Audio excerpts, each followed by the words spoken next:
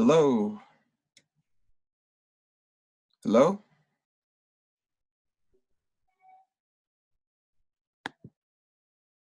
Oh, just me. I can't hear myself, though.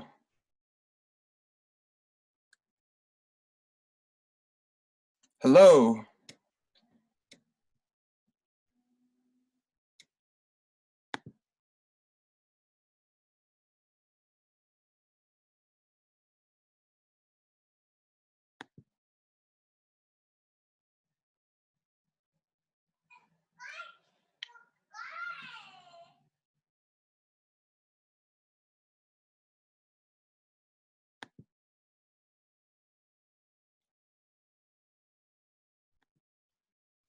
Hello? Hello?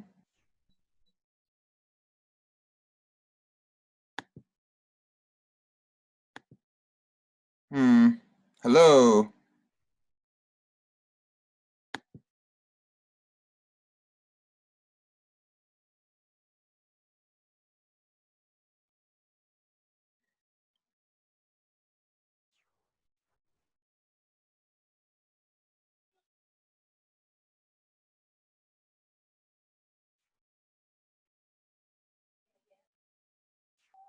Hello? Can you hear me? I can hear you. Can you hear me? Hey! What's happening, big man? How you doing? I don't know, man. This is weird.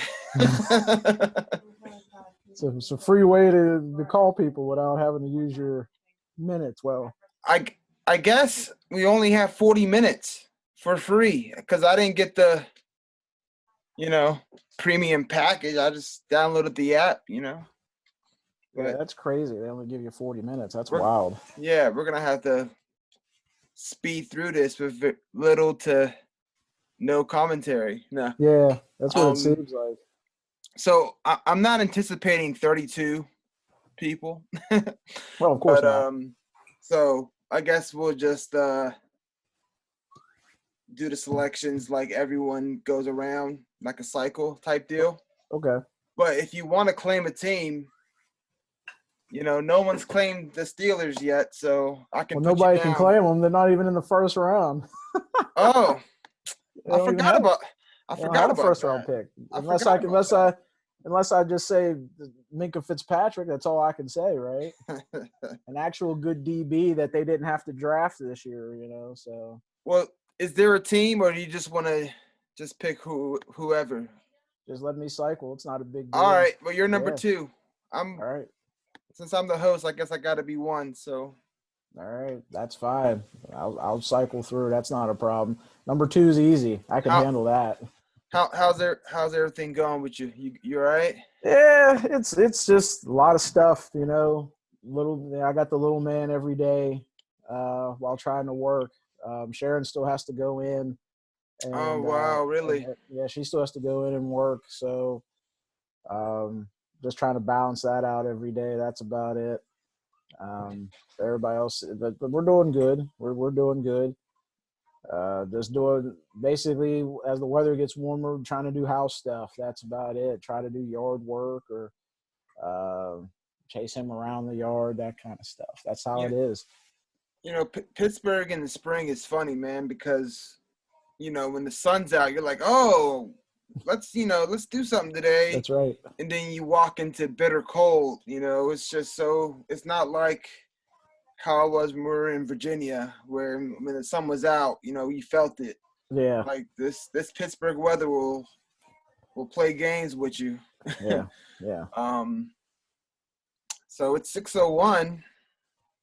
I don't know. When does the clock start? I don't know. Here's my brother. My brother's here. All right. Let's see what happens. Oh, there's someone else. There's someone else. They're pouring in. Everyone's pouring in. Jeriah, can you hear me? No? Yeah. Hold on.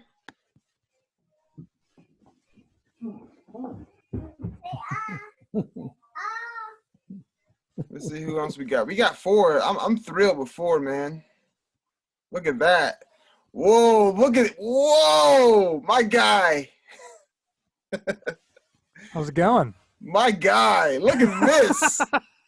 My guy. I thought I was going extreme with the hat and the background. Look at, wow. Mike Winland. Yeah, sorry I'm a couple minutes late. This is why behind me right here. I was like, I can't jump in here without it looking all pretty. Well, my wife told me there's a way you can do backgrounds and stuff. But Oh, that's a great idea. yeah, she said there was a way, but that's incredible. Wow. That's big time right there. Mike, were you able to recruit anyone else? Anyone else you know's coming, or? I wasn't. I texted Jordan and asked, but I know, like, I think he has something going on, unfortunately. Yeah, I'm pretty sure that was it, because I knew, like I said, I knew he saw my tweets, but, you know, if he didn't respond, maybe he just, you know, either he was busy or he was like, well, that sounds lame. I'm not doing it.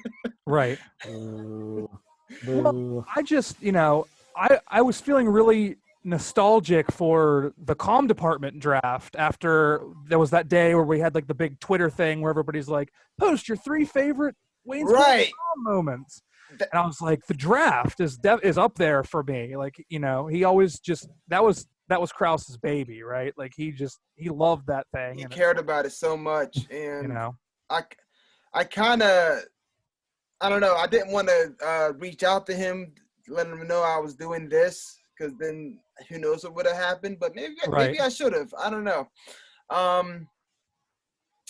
Yeah, it's too bad Jordan couldn't make it, but I mean, we're good. We're good with us 4. Let me just, Mike, I have you down for the Cardinals no matter what. okay. I hope so. I mean, I don't know what tipped you off, but all right. Oh, there we go. My Jeriah with the Cowboys. Okay, that's What you got to do is you got to save a picture on your computer and just. yeah. Then you can Oh, pick it up okay. on the So background. I can make my background's a Cowboys logo too. So I can make that. Okay. Yep. All right. Okay. But I'm just gonna stick with my blanket that I got here. I don't know. Little homie. All right. So we're just gonna rotate, but we'll you know, I'm gonna pick for Dallas. Mike's gonna pick for Arizona, and because I'm the host, so the order's gonna be myself, Jamelle, Jeriah, and then Mike. So Lions. Yeah. So with that being said, I'm typing as I go do this because I'm gonna post this. But first pick, your Cincinnati Bengals are on the clock, and I guess obviously I guess we're gonna do this draft like we're gonna do what we think is gonna happen or what the team should do. You know, we don't. You know. Yeah, that's kind of I remember like when we did it at Waynesburg, it was basically like trying to do a prediction. Right. More so than like, I know more than the GMs do, and I'm going to make this off the wall stuff. Like I remember like you would get like bonus points if you got your pick right or something. Like it was like I definitely remember something like that where we were trying to get them exact. I can trust that you're not gonna like if you have to pick for San Francisco, you're not gonna sabotage them because they're in your division. I mean, I would love to do that, but for the integrity of this draft, I won't do it. Appreciate that. All right, so Jamelle, we got you. Yep. With Washington. It's that. Look, this is not even. It's not hard. Pick Chase Young and keep it moving. I don't know what else to say because there's a lot of other things that could happen. You know, I guess, but it's been going. You know, this is basically what's been said for however many months it's been. I'm just going to keep it pretty simple. I guess the holder of the pick has say on trades. So you don't think Washington will trade out of this number 2? I don't think they will either. I don't think so. I don't think they trade out of it. I think that Young is is easily the best player in the draft overall. But I think Cincinnati has to go with the bigger need, so that, Right. they're passing on him. But I think it's a no-brainer for Washington. Yeah. Mike, it reminds me of last year when Arizona picked Cal Murray. Oh, this guy. Yeah, this guy. This one. I like Cal Murray. I do. I thought that Nick Bosa was the best player in the draft. You mean Kyler Murray? Oh, Kyler Murray. Oh, Kyler Murray. Nerd glasses. Yeah. Thank you, Jeriah. Thank you. Yeah. No, but I do think that Kyler Murray he was so far head and shoulders ahead of Josh Rosen. I think it's a different league now, where drafting a quarterback early does not tether you to them in the way that it used to. Right. Like with the rookie wage scale and everything like that. Like, it wouldn't have surprised me. Like let's say if the Bengals would for some reason take Chase Young. Like, I wouldn't be shocked at all if Washington stays put, like that they wouldn't take Burrow, just as an example, because I feel like they're taking, even though they took Haskins in the first round last year, like you can argue like Burrow's a much better prospect than Haskins was. So yeah, I think quarterbacks on rookie deals are cheap now, so you don't. It's not like it used to be where it's like, you draft Matt Ryan in the top 3 and he's immediately like top 3 in salary for quarterbacks. Like, it's just not like that anymore. Sam Bradford's my favorite example of that. How much money he made, number 1 overall, and how much money that he made over his career. It's like he was one of the highest paid players in NFL history before he ever took a snap. Right. And so that, I think it's a different league now. It's like you draft a quarterback, you build the team around them, you try to win on the rookie deal. Because once you start tying, $20 to $30 million a year on your quarterback, you can't surround him with the weapons that you could before. I think that's where you're seeing like the severe downturn that the Rams are having right now, is because it was Goff on his rookie deal and they could afford to put all these guys around him, and now he's eating up so much of their cap that the team as a whole suffers, because it's the same dude, and but he doesn't have the weapons or the defensive help that he did, just even 2 years ago when they were in the Super Bowl. I'm trying to think, who was the last quarterback to take advantage of that? Was it Bradford or was it? I don't remember. I think Cam was drafted under that old system as well. I could be wrong. Maybe it is Bradford. I'm not 100% certain though. But it was either 13 or 14 maybe. Yeah. So I think that's probably – well, the last CBA was 2011. So I think Cam might have missed it by a year. Hey, is that Zeke? No, that's Troy. Oh, Troy. I'm sorry, Troy. Troy's going nuts back here. I don't know what he's watching. Whatever. His blimpy stuff. Jeriah, you got Detroit. Is Detroit going to keep this pick or they're going to trade out? I'm trying to do research right now. I'm probably just gonna. To be honest with you, I'm looking at their roster, and even though they need another corner, their linebackers suck just as worse. So I feel like they should take Simmons. Now I think about it. Ooh. And their linebackers are terrible. I'm trying to look at who they have on their roster, and they really don't have nobody. They don't have no linebackers. I mean, they have a couple of corners that is like number 2s and number 3s, but they're trying to remake that secondary. They traded Slade to Philly. Yeah, so I feel like I don't know. I feel like they should pick Philly. But I mean, knowing Patricia, they probably picked Okudah. I don't think they're gonna trade. It's just too much. But you say Simmons. Wait, are we doing this right now? Your pick. This is number 3 for the Lions. No, I was looking for the graphics. I thought we were just talking about it. Detroit Lions on the clock. Oh, wow. How much time I got? Because We got 30 minutes left, I think, on Zoom. So. Oh, you know what? Let's just do it. Let's go with Okudah. All right, let me back. Hold on. The reason why I'm putting Okudah is because maybe somebody will jump for C.J. Henderson and the Cowboys won't draft him. Listen, I'm gonna release my mock tomorrow, but I think Detroit's definitely gonna trade here. Like a trade? Yeah, I think they are. I think Miami's gonna do it for Tua. But we'll see. I saw this mock draft on CBS. Wait, we're on the clock. Go ahead. And they traded this pick straight up for Chandler Jones on CBS. It was the dumbest thing I ever seen. They traded this pick straight up for Chandler Jones. The number 3 pick. Yep. How you feel about that, Mike? You know, I don't like that at all. I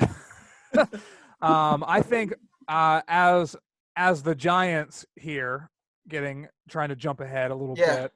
I think this is a no-brainer. I think the best player available is their biggest need, and I think that's Isaiah Simmons. Yeah. There we go. It's the right call. Because their linebackers are trash. Yeah, their defense really hasn't been good in a second, but you know their success on defense. 3 picks a game because nobody's blocking. Oh man, my next pick actually in the order is Arizona. So I don't know if you did that on purpose or if you had the foresight to do that, but sweet. San Diego? You mean LA? Number 5 is Miami. Yeah, all right, so Miami, this is then LA. Right. Yeah. So this is going to be me again. And in this scenario, Miami doesn't trade. Right. So I mean, we don't have to because I can just stay here and get my quarterback. But like I said, I think Miami's gonna like everyone's gonna talk about. Oh wow, what a deal! Because they're gonna put a lot of ammunition in this deal with Detroit, or I don't think it'll be Washington. I think it's gonna be Detroit, but they're gonna trade up for Tua. But I'll take him here at 5 for Miami. Okay. So, and then we have Jamelle again. It's the LA Chargers, right? Who are just ticking me off because I refuse to believe that they're okay with Tyrod Taylor. That's why this pick is going to be Justin Herbert. Look, it's pretty simple. The fact that they didn't jump on any of the quarterbacks in free agency led me to believe they liked one of the 3. Obviously, they probably like Burrow, they like Tua, they like Love, they like Herbert, and I think they're going to go with one of those that fall to them. That's why I think they're going to go with Justin Herbert here. I think it makes a lot of sense. You give him a year behind Tyrod Taylor, and then you give him the keys to the car. He's got a lot of weapons to still work with, and they can continue to focus on their offensive line later in the draft.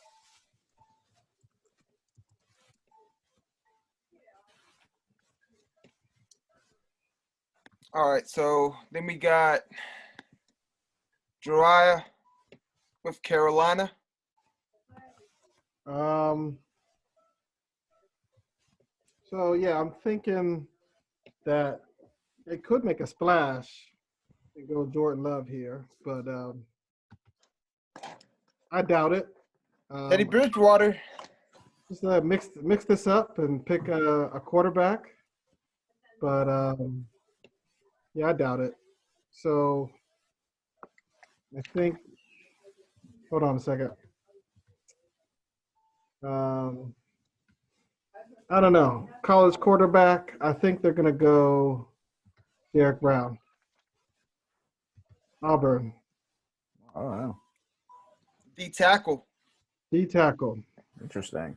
He's good, man. I mean, I think I might have that in my mock. So yeah, that's not out of the question at all. Hold on, which school? Auburn. Oh, yeah, Yeah, Auburn. D Okay. tackle Auburn. All right. Yeah. The other guy on our defensive line, I forget his name. They got K1 short, I think, still. Well, they got rid of Poe and McCoy, so I don't know. Yeah. I think K1 short Oh, still yeah. there. No, I was going to say I'm dropping my mock draft tomorrow, but I knew I remembered the name of Derrick Brown's teammate at Auburn. I mocked him to the Steelers. He's really good. Hold on. Marlon Davison. Remember that name, Jamelle? Yeah, Marlon Davis. I've heard. For your Steelers. I'd never heard of it. I saw defensive end. I was looking at defensive ends, and this guy clocked in at 305, and I'm like, wow, how's that gonna work? And then I watched his highlights on YouTube, and I was like, man, this guy's he's got it. He's gonna some team that runs 3-4 is gonna be happy with him. And if the Steelers are there, I feel like they would take him. Right. All right, Mike, Arizona. All right. So this really boils down to which offensive tackle that they think is the best. It has been a glaring need for years. If they were filling their biggest need last year, they probably would have taken offensive line. But now they've made the investment in Kyler. They need to protect Kyler. So I think I'm actually going to go with Tristan Wirfs from Iowa. I think he slots in at right tackle, and that's the guy that they're going to go with. I mean, I think that you really can't go wrong with the three options that are available for them at tackle. But I think they want a guy that probably works more on the right side, and with Wirfs playing right tackle at Iowa, I like that pick a lot. Now, obviously, we're not professional, scouts. Like, what do you do when you watch offensive line highlights on YouTube? Like, what do you look for? Because there's different situations, offensive lineman run blocking, or running out to block on a screen pass, or you never guess that these players will be in that scenario, in the NFL until it happens. So I don't know. I just think that's a funny observation. I don't know. All right, so this is going to be me with the Jets. Hold on, Jamelle. Wait, no. Oh no, did I? Sorry, you're the. I'm Jacksonville. Yeah. All right, so. Oh, now I gotta think. Let's see. So, Tristan Wirfs just went. Oh man, what am I gonna do? Hold on. This could be a weird situation for Jacksonville. It is. If this is how it plays out. I'm scrambling myself. I'm looking at my mock. I'm looking at Simmons is gone. Okudah is gone. I guess if I'm Jacksonville, I'm gonna. Man, I hate this because again, I'm taking a guy that. Oh, this guy drops to 17 in Dallas. I'll be thrilled. But I'm going to take him right now, and I think it's legit because he's good enough. I'm going to take the defensive tackle out of South Carolina. I'm going to take Kinlaw. Jacksonville is kind of rebuilding. And they let Calais Campbell go to Baltimore. So right. So it makes sense for them to go D-tackle here. I know. I guess it broke last night that they're actively trying to trade Fournette. Yep, yeah, I saw that. And that doesn't surprise me at all. That doesn't surprise me. He's been he's actively trying to get Cam Newton to play quarterback, and I don't think the team liked that. But why not? I don't know. They want to give Minshew a chance, I guess. makes no sense. But yeah, it's Coughlin. Coughlin, like they were 10 minutes away from advancing in that championship game against New England, and then since then the entire franchise has just fallen apart. It's crazy. That had so many young, that defense was so good. They had so many young pieces, and now not so much. All right, so all right, Kinlaw so I'm off the board, Cleveland, is that and right? then we got Jamelle with the Browns. Yeah, it's the same thing Mike just mentioned about Arizona needing offensive tackle help. This is a very similar situation. They need to fix their offensive line, and this is offensive tackle, specifically when Joe Thomas retired, is a glaring need that we've noticed over the past few years. It's not hard. They need to go with one of these offensive tackles that's available. I think they're going to be excited when if they get to this point and realize that 3 of the top 4 are still available. So to me, I think they're going to go with Andrew Thomas, offensive tackle out of Georgia. I think it's a good move for them. Really? Yeah, I think so. I would go Andrew Thomas here. I think you could go Jedrick Wills here. He's played on the right side. You could go Mekhi Becton, which a lot of people like as well as athleticism. He's massive. But I think they'll go with someone that's a little bit more I think they'll go with a consistent person, a consistent player that you've seen over his tape over and over and over.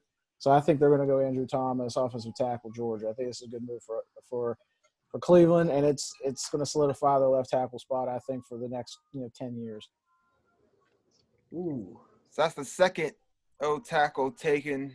Does that muck up things for the Jets? Oh, did you change your background? I didn't even look. I've been typing on Word. Wow. That's right. Getting into character. I like it. Man, so I'm glad you picked Andrew Thomas because I feel like he's the worst tackle out of the 4. Really? He don't get beat. I've watched game tape. I think he's very consistent. I think he's a very consistent player. And I think that's what Cleveland's looking for. They're not looking for more boom or bust. I think they're looking for somebody to be very even keel, Like he's the biggest out of he's like 340 pounds. I feel like he's agile as the other guys, but I thought hard about going receiver here. You know what? I'm thinking of the Jets past, and they should go offensive tackle here, but I'm going to I think that they're going to fall in love with the numbers, and they're going to draft CeeDee Lamb. Wow. Okay. Knowing the Jets' history at picks, I looked back. I mean, they picked like safeties and corners, and I think they're going to fall in love with the first receiver off the board. All right. I like CeeDee Lamb. I like this receiving draft class, period. Yeah, They're really good. And then next year's class is good. Is going to be even better. So if the Jets miss out on one this year, I mean, let's face it, they're probably going to be picking high again next year anyway. So, but okay, CeeDee Lamb off the board.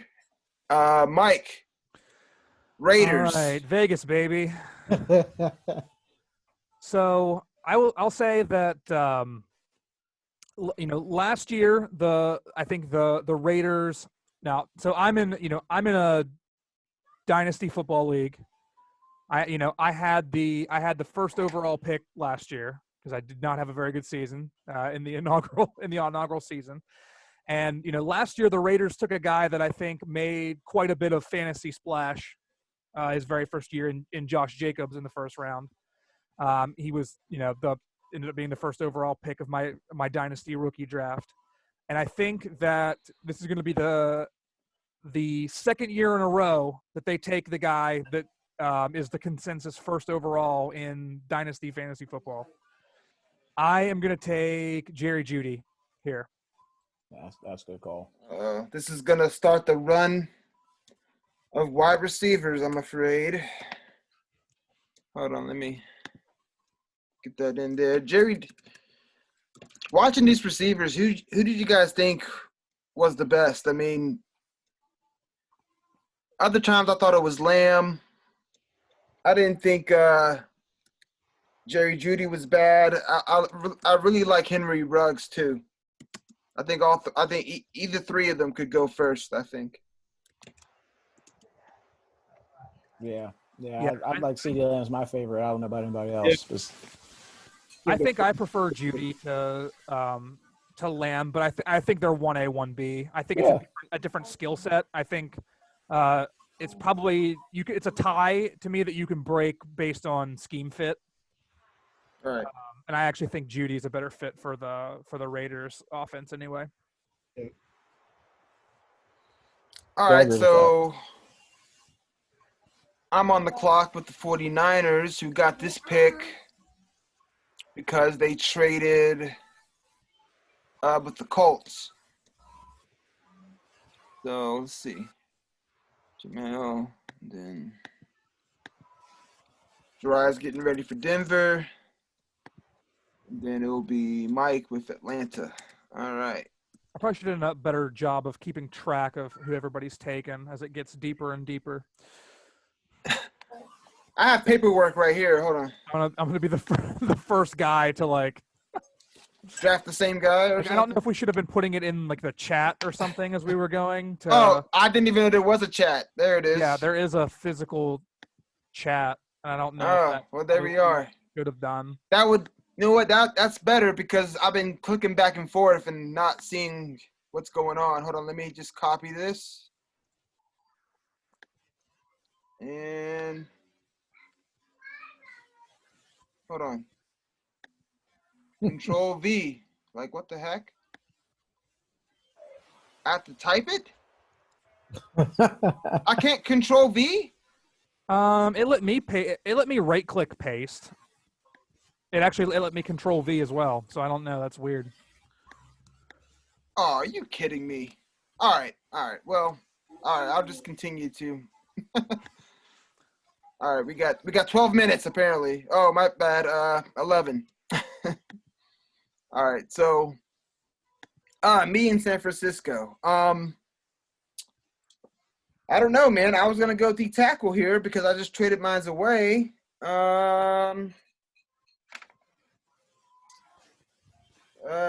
Man, they don't really need a. Give me a second. Again, I'm flustered. Again. You know what? I am gonna go corner here because they need to get younger anyway. I don't trust Richard Sherman's health, so I'm gonna take my guy out of Florida. Ooh. I'm gonna take C.J. Henderson. Thank you. Listen, because you don't want him on the Cowboys, let's not, disparage that he might be a good player. Right. And it's not that I don't want him on the Cowboys. It's just that I don't think we should spend our first round pick on a cornerback. But if we did, and it's just happened to be C.J. Henderson, I wouldn't be really upset about it. But I just don't want a corner. But San Francisco might want a corner because they, Yeah, he's not a shutdown corner. That's all. He's just an athlete on the field. No ball skills, no shutdown. He's an athlete. That's all I see. Well, he's gonna learn in San Francisco under Richard Sherman, and on one side of the field, yeah. Yeah. All right, C.J. Henderson off the board. All right. So Jamelle with the Buccaneers.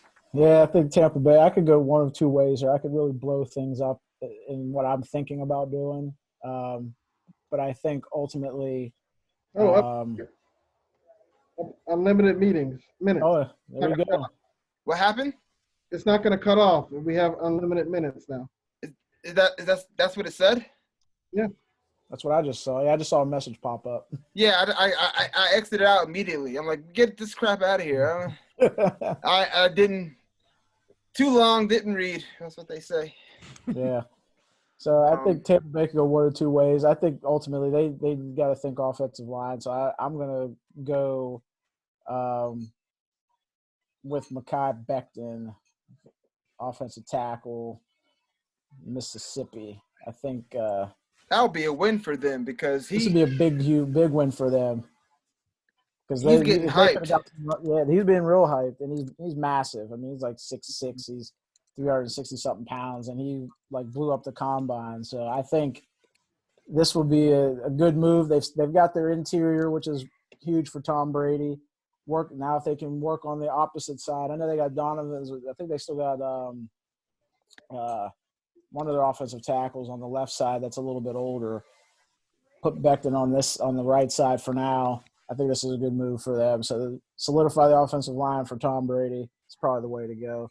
It's big for Denver because I was going to go to a different direction if I didn't think about offensive tackle here. All right, Jeriah, Broncos. I hate to do this because I want the Cowboys to get this guy, but every website I looked at, Denver Broncos, they say they're going wide receiver. Jedrick Wills is probably one of the best offensive tackles and he's still on the board, so that's crazy. Yep. That could make them change their mind, but every website says they're going wide receiver, so hate to do this, but if we're being honest, they're probably going to go with Henry Ruggs. All right. Good. So that means Cowboys should trade down right now. Yeah. Exactly. Trade down. All right, Matt. Mike with the Falcons. All right. I think that the writing has been on the wall for a little bit as far as what they're going to do with this pick. I think that this guy's a good fit for them. Offensively, they've obviously cleared up what I think room for him to let him go, and he is from or at least went to Georgia, which makes it a little bit more interesting. I think that they're taking DeAndre Swift. Ooh. That's people are going to say that's a reach, but I mean, I think he's the best running back in the draft. But I mean, it's like if you look at like Kuiper's board, for example, like Kuiper has Swift at 17. That's only one slot below where the Falcons are picking. Like, there are probably better players available, but I think that with letting Devontae Freeman go and, Ito Smith currently as their top running back, I think that they want offensive weapons. They love that offense and they want to invest in it. So I think that's where they're going to go. They definitely want a younger running back. So I could see it. Maybe not in the first round, but that's good. Hey, that'll be a shocker. Move. Yeah. That's the first big move of the board, I think, the way this is looking. Yeah. Okay, so that saves the Cowboys, I think, because that makes actually, it doesn't save us because, I mean, in this scenario, I would imagine that we would trade down, but as a fan, from my perspective, I'll be thrilled with this outcome because we can get the pass rusher that everyone is saying that we're clamoring for. So for the 17th pick, you can go ahead and pencil in Clavon Chason from LSU. I think there's been a lot of movement at the defensive line position for Dallas this offseason with McCoy and Poe and Robert Quinn going to Chicago. So we need to shore up that defensive end position opposite DeMarcus Lawrence. And Chason has been discussed already as being a possible pick here, so I'll go ahead and take him here. Could have went I mean, Cowboys could go receiver here, could go linebacker here too, but I think pass rush might be a good idea to invest in that. All right, so Miami with 18. So this was the original Steelers pick that they traded for Minka. So I think, I was going to go. There was a couple ways I was going to go here, but I think what they're going to do is they need help everywhere. They need help everywhere. So I'm going to start in the middle for them. I'm going to have them going Patrick Queen, linebacker, LSU. I think that this is a good place for him, and they need to build in a lot of different ways. But with the top defensive tackle, there's 2 defensive tackles already gone. I think they can go in a myriad of different ways. But I'm gonna start at the second level. I'm gonna get their man in the middle with Patrick Queen, and let that kind of be the first building block of what they want to do on the defensive side. See, in my mock, I feel like a broken record. I keep repeating myself, but I think Miami's gonna not have this pick. I think they're gonna trade it away to get Tua, but I think what's up? Did they pick Tua in this mock draft? Did they pick Tua? Mm-hmm. Mm-hmm. Yeah. No. Sorry, Elias, you were saying? Yeah, I don't think Miami's gonna keep this pick. I think they're gonna move up, and I think Miami with this draft, they're gonna be really looking for offensive pieces. Like they need a franchise quarterback. They need someone to play that right tackle or left. I mean, they need offensive line help. Period. Yeah, if they draft Tua and one of those top 4 offensive linemen are on the board 18, they are taking them. Oh yeah, right. I forgot who's still available. Jedrick Wills is still available. I still have them going defense though. Yeah. Okay. Yeah. Well, I think they got a lot of options. I think to still get some quality offensive line at the early part of the second round. There's still some options that I think they could go for. Running back will certainly be later on. There'll be another run on wide receivers in the second round as well for them. I think they just need talent all over the place. This is a talented player that can give them a cornerstone piece in the middle for a long time. Well, that leaves 19 with Vegas. Is this fall for Jedrick Willis gonna stop here or? I mean, I want to, but their offensive line wasn't really that much of a problem in all the draft predictions. So, I mean, I hate because, like I said, he's supposed to be a top 5, top 10 guy. So I don't see him in the real draft dropping this far. But the Raiders weren't checking for. They were in the trenches last year. The Raiders are actually underrated. Yeah. That's why they went 7-9. So. I'm gonna go since they went receiver. I think they're gonna go linebacker here and draft Murray from Oklahoma. Like that. Like I said, in the trenches they were pretty good, so they just need to get better on the back end. So I'm gonna go. What's his name? Kenneth Murray. Kenneth Murray. Oklahoma. I like him as a player. He's I watch these linebackers, and they don't really I don't know. They're not like hard hitters like Ray Lewis anymore, I guess. But what makes him attractive is that, it's all about the speed. It's all about just getting to the ball carrier as fast as you can. Like, for the Cowboys, Jalen Smith, he can lower the boom. But he's not like a consistent guy to do that. Like, he's a athletic linebacker, and that's what the league is going to. So that's what I see in Murray. He could be that type of guy for them. So who's next? Mike with the Jaguars again, who picked earlier. I picked Kinlaw for them. So who we got? All right. So I think that with them going defensive with the first rounder, that they are going to go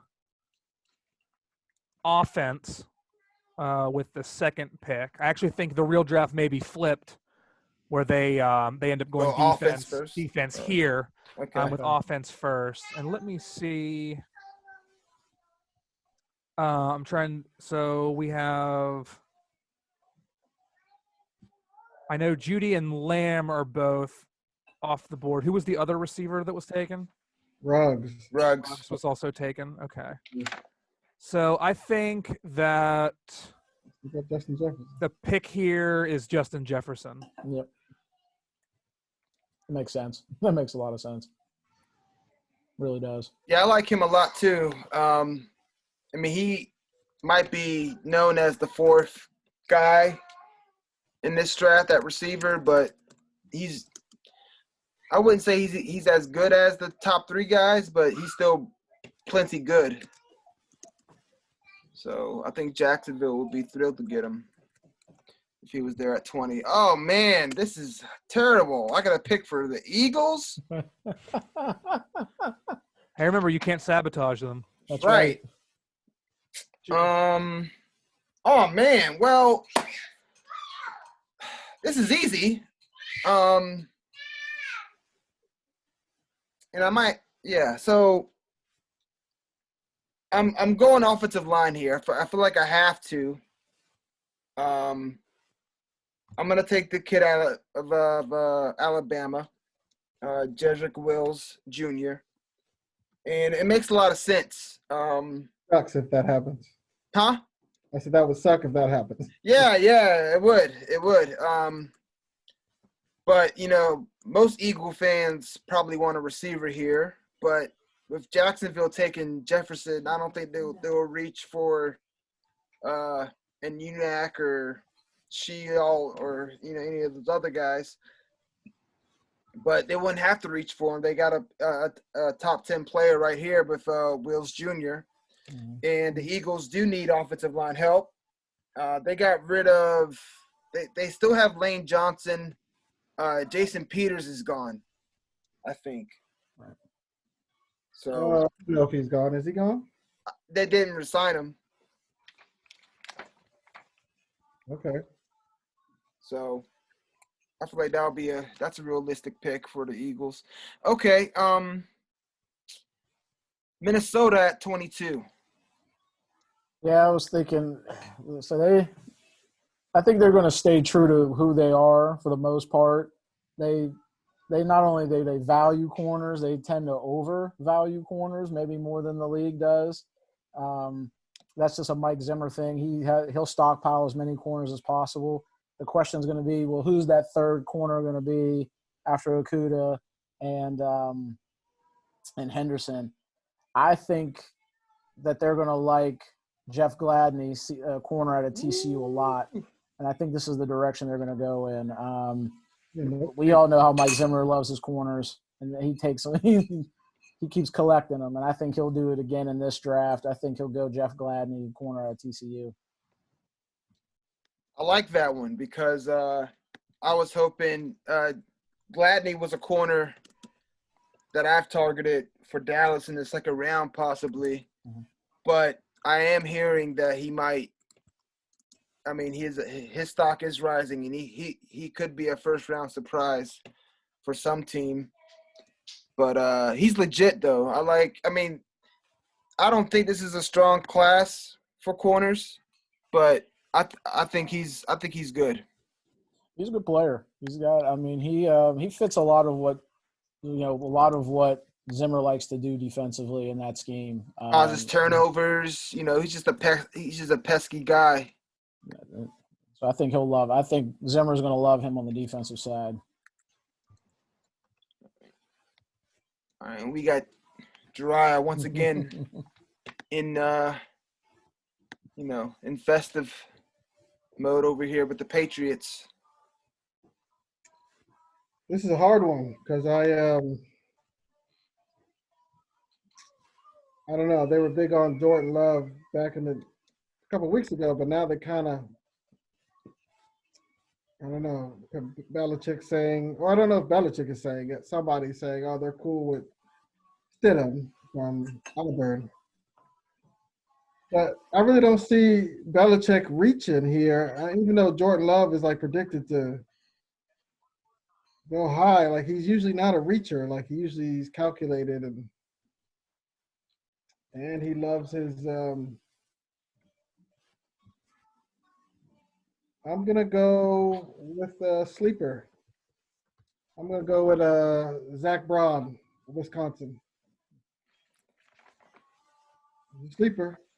Yeah. He fits a lot of what they like to do. Yeah.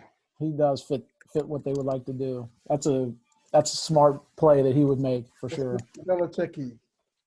That's Belichick-y. He is a Belichick-y type player.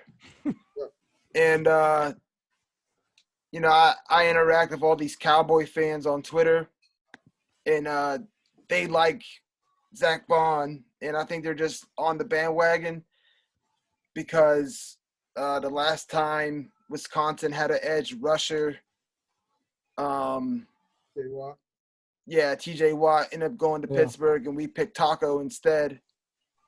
And they're all bitter about it. So they're like, oh, we should, Zach Bond's going to be the next, great one out of Wisconsin. And I think he's good. I think he's a little undersized, but he seems like the type of guy that Belichick would take and then get the most out of him. That's right. So I like that pick for New England. Mike, Saints. Yeah. So Bond was actually where I was leaning for the Saints because I think that that linebacker is a big need for them. So I think that they're going to have to shift gears. I think that probably the second biggest need that they have is at defensive back, more specifically at corner. Unfortunately, there were really the two good corners are really the only two guys that in most cases are worthy of a first round pick. But I think with as big of a need as it is, they probably are going to grab a corner there because they so desperately need a young corner, and they probably figure it's still best to go first round because if he does work out, you've got a 5th-year option for him. Can lock him down a little bit. So I think a guy that's kind of moving up some boards is A.J. Terrell from Clemson. Wow. So that is where I'm going to have the Saints go. Yeah, I said that I didn't like the corners in this draft, but I like A.J. Terrell because he's kind of getting a bad rep because he got destroyed in the national title game by the guy who's going to go in the top 10 next year, Jamar Chase from LSU. Mm-hmm. He's like a beast. And he killed Terrell all 4 quarters of that game.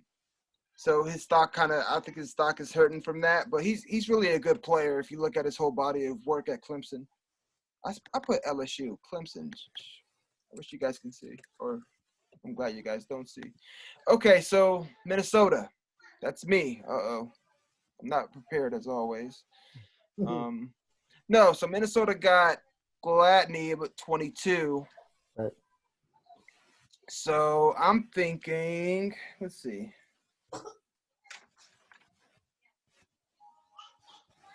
Oh, man, he's still out there? Now, Minnesota has an extra pick because they traded Diggs, right? They traded him to Buffalo, so they're looking for a receiver. But, oh, man, I can't believe these guys are dropping. At 25, this wouldn't be such a big reach at receiver. And, people say the biggest mistake people make is, they draft for need and they reach instead of just drafting the best player available. But I'm going to go ahead and pencil in T. Higgins from Clemson for the Vikings. He's one of the – he's not one of these little guys like Ruggs and, the ASU guy. He's like a outside receiver but he can do it all though. So I'm gonna take him for Minnesota from Clemson. So that's 2 Clemson picks in a row. All right, so we're at Miami again. Miami. Here's my thing on Miami. You know, they have 3 first-round picks. I just don't think they're going to keep them. I don't think they're going to keep them. I think they're going to – I don't know. I think at this point in the draft, I think they just need as many good players in as many different places as they can. Like I said, they could still look for some offensive tackle options early on. I foreshadowed this earlier. I think this guy's going to end up in Miami. I don't think he's going to get past 26. I think they're going to replace Minka with Antoine Winfield Jr., safety out of Minnesota. A safety out of Minnesota. What? He's one of my favorite players in this draft. He's one of my favorite safeties for sure. Size is not the issue. Dude can play. He's played in the slot. He's played free safety. He's played strong safety. You've seen him play a little cover 2 linebacker. He really is. He's a lot like his dad. You remember him back in the day for Tampa. Was it Tampa and Minnesota? Mm-hmm. Phenomenal player. This kid's the same way. Very versatile. Rarely misses tackles. There's injury concern. He was injured in his sophomore and his second and third year. He was injured hamstring, I think, in a Liz Frank injury.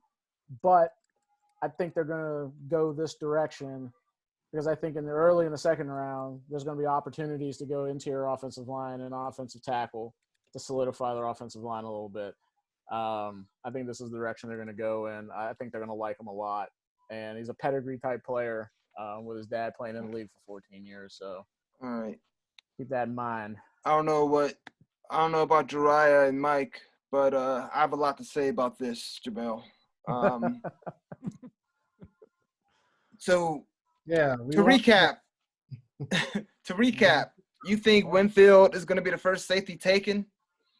Or is he your top safety? I like Winfield. Safety. I like him a lot too. I like him a lot. I think you're going to ask. Go ahead. I know where he's going with it. I know exactly where you're going with it. You know what I mean?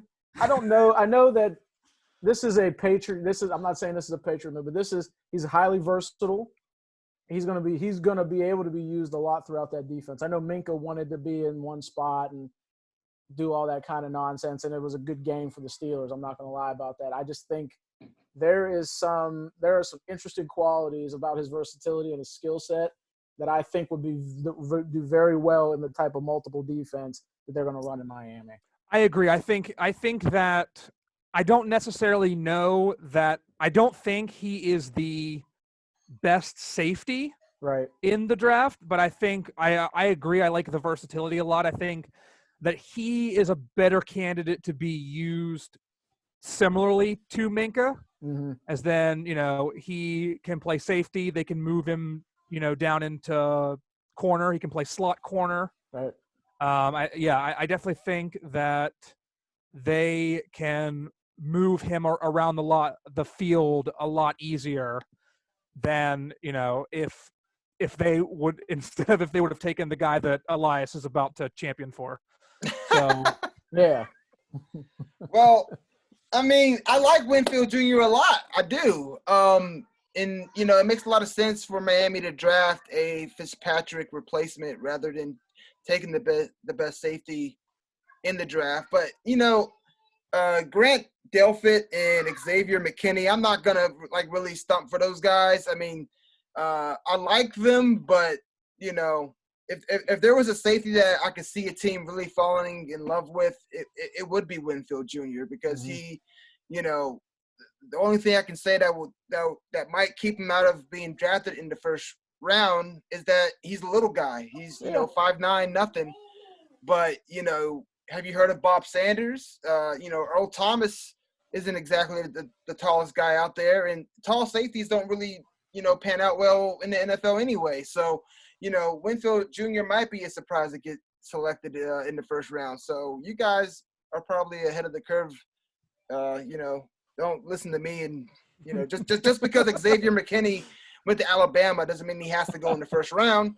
Just because Grant Delpit won the national championship, right. Both of those guys are average players, to be honest. See, so, I expected you to really stump for McKinney because I feel like that's probably who you're going to actually end up with. And I wouldn't be mad. I wouldn't be mad if Dallas picked Xavier. I don't know. Play down. He can play down. No, if they trade down. Oh, if they trade down. If you trade down. Make a lot more sense that way.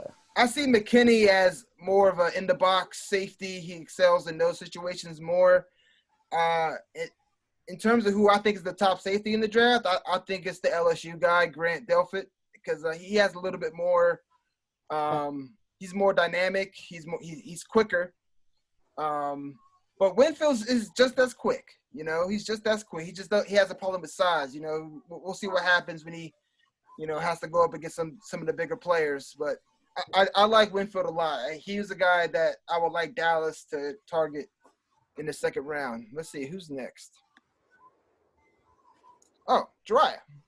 He's already got his squad up. Not my squad. I can't stand him. But I'm drafting for him, and I know that they were probably going for somebody like Zach Bond. I'm sorry, but New England got him. They could go safety here, but all the draft boards, I see them looking for defensive line, linebacker help. I could go – I feel like I'm going to go with A.J. Espinoza. I said his name wrong. Espinoza. Espinoza. Espinoza. I think it's Espinoza. I'm going to go with AJ over Yarns Gross Matos. I said that wrong too. Yetur Gross. I'm going to go with Espinoza. Listen. Higher on their draft board. Because I'm cheating. I'm looking at their draft board. So I think, that's the type of players. He's like a Michael Bennett type. Could play defensive line in 3-4 and a 4-3. Not as fast as we predicted him to be, but he got some strength. So, a powerful guy. So I think they're going to go with him. Yeah, I guess he's one of those guys who was good in college, but then he had a poor combine, so people are down on him. So I told you about these Cowboy fans on Twitter who are like trying to hype Zach Bond, and they called me crazy because I said, listen, I'll take this kid from Iowa and Gross Matos from Penn State. I'll take both of those guys over Zach Bond. And they're like, oh, you're crazy. Oh. But I like Espinoza a lot. You said Michael Bennett. I'm not saying that he is a J.J. Watt, but if you watch his highlights, he looks like a J.J. Watt type guy because he's not really fast around the edge, but he uses his size well, and he's 6'5", long arms.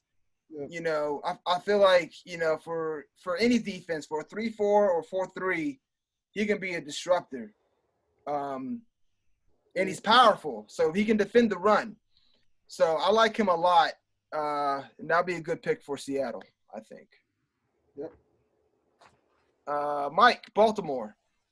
All right, so I'm very relieved here because I seem to get in this situation where Jeriah keeps picking the guy that I want ahead of me, and I was very nervous it was going to happen again.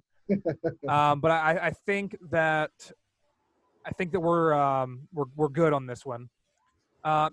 Initially I was looking inside linebacker here, but there was kind of a run on them far beyond what I would have expected. Because I was trying to initially, my thought was we need to replace C.J. Mosley here. Because they lost D-line guys, but they got Calais Campbell. They signed Derrick Wolfe, so they're good there. So I think that interior line, offensive line is probably where they most need to go. And the guy that's there that to me has the best grade and the highest grade is a little bit flexible is Cesar Ruiz from Michigan. Oh, that's a good move. I like him a lot too. Yeah. Once again, one of those guys that I don't think is going to go in the first, but that's because of, I don't know, how they rank these players, and these rankings it's kind of flimsy. But in terms of, Mike, you're right on the head. You nailed it right on the head when you said, in terms of interior linemen, he's like one of the top, if not the top, in this draft. So I like that pick for Baltimore. Especially since Marshall Yanda retired. So that's a good, exactly. That's a good call. Yeah, and he's a little bit flexible. He can move around in the long term as well. Like he's played center and guard. So, I think that and I don't know if you guys know this or not, but the Ravens like to run the ball. So, they've got they've got ball carriers, but they definitely need more blockers. And with that retirement, I think interior line is a priority for them. Yeah, it's a good call. Yeah, it's a good call. I like that. I like that pick a lot. I hate it for the Steelers, but I like it in general for them. Love it for them. I think that's a good move for them. All right, so this is me with the Titans. And this is going to be my last one. Let's see. All right, so Tennessee at 29. I think that I'm thinking defense with Tennessee. But I don't know. There's a lot of players. There's a lot of names that I didn't expect to see. So, oh, man. I don't know. I mean, I don't think corner will be bad here. I'm going to stick to my guns, I guess. I mean, you guys have done a tremendous job explaining your rationale, but I'm just going to go with the corner. Corner I like in this draft. Another LSU guy. But I'm going to go with Kristen Fulton. He was getting killed in the championship game. I mean, He was. It wasn't even like he was getting killed a little bit. It was like anybody that he was getting killed. The freaking freshman guy they had on the other side was doing way better than him. I don't know who that freshman was, but I don't know. No big deal. From what I saw, no, I mean he didn't have a lot of good plays, I guess, in that game. But when I watched his, he's a physical guy. He's a little guy. He can line up in the slot. That's it. That's all you got to do to impress me at corner. If you make a tackle, you're not afraid, and you're physical with receivers, then I'm gonna like you. So, despite his performance in the national title game, I like him though for Tennessee. And who we got next? Jamelle with the Packers. So they need a wide receiver. They need a tight end. This tight end class is not very good. So I think this scenario, they would actually trade out, to be honest with you. I think if this is how it played out, they would trade out because I think Jordan Love's still on the board. Someone might try to come up and make a play to maybe try to get him. Don't know who that could be, but if you missed out on a quarterback, or if you're one of those upper second round teams that are thinking about a quarterback, might be an option to try to move up. So I think they're working the phones hard to try to trade out. if they stay here, they could. I don't think they're staying here, but if they go wide receiver, and you're trying to think, well, who's left? Laviska Shenault's left, Jalen Rieger's left, Brandon Ayuk's left. I think they need somebody to play opposite of Devontae Adams, and that could. I don't know if you want to go someone with a larger catch radius like Shenault. Do you want to go to a pure burner like Rieger? I'm actually going to go with the Arizona State kid, Brandon Ayuk. A little bit better route runner. Really still got great skills. Size is still good. I know he's like 5'11" and like a few eights, but I think this is a good match with Devontae Adams on the opposite side. They just need more weapons for someone like Aaron Rodgers. I think ultimately they trade out, but if they stay here and they have one of these 3 wide receiver options left, I think Ayuk would be the best fit for them. Yeah, I like Ayuk a lot. I watched a lot of film on him. I have a second round target on him for Dallas as well, but I don't think he's gonna. I think he's gonna be picked around that 25-32 range in the first round as well. The guy's just quick, but what separates him from the other quick guys, like unlike Ruggs and unlike the kid from TCU, Rager, I don't know. Ayuk, he's just smooth with it, man. He has good vision. He has good vision in the open field. You put the ball in his hands basically like a running back. And combine that with, blazing speed, I think he's going to be a first rounder for sure. For Green Bay, though, honestly, Jamelle, for Green Bay, I like the Colorado receiver because, I mean, you don't want to repeat from the past, I guess, but that Sheol guy, he reminds me a lot of a young Randall Cobb. Mm-hmm. So Randall Cobb is short. How tall is Sheol? Chenault's a pretty big dude. I know he's big, but he's still like 6 foot, right? He's like 6. I think he's like 6'2" and some change. About 215 pounds, something like that. He's a bigger guy. He's a much bigger guy than someone like Ayuk or Rager, when they're both like 5'11". They got him listed at 6'1". Oh, 6'1". Wow. Okay, I thought it was pretty close, but it's I can understand that. I think the difference is going to be, I don't know. For me, I guess out of those 3, I tend to like Ayuk a little bit more, but I think if they're going to go one of those 3 routes, I'm not going to complain with any of them, to be honest with you. Right. It's just somebody that is a really smooth runner, with the ball in his hands, smooth in his route running ability, good hands, could stand to clean those hands up a little bit as well. But I thought he really moved really well, and I thought he'd be a very good fit in what they're trying to do in Green Bay. It's an interesting offense that I think some of the changes that they've made would make he'd be a good fit for what they're doing there. All right, so Jeriah with the 49ers. So wait, are we doing trades or no? If you have a team. Who did Tampa Bay draft early? Who'd they draft? They took Becton. Becton. Okay, if they didn't, I would say they would definitely trade back in for the guy for Houston, but no, they took him. Shoot. I don't have a team. Who needs an offensive lineman? I don't think anybody else is going to trade in for anybody else but an offensive lineman. I know San Francisco. Who'd they draft early?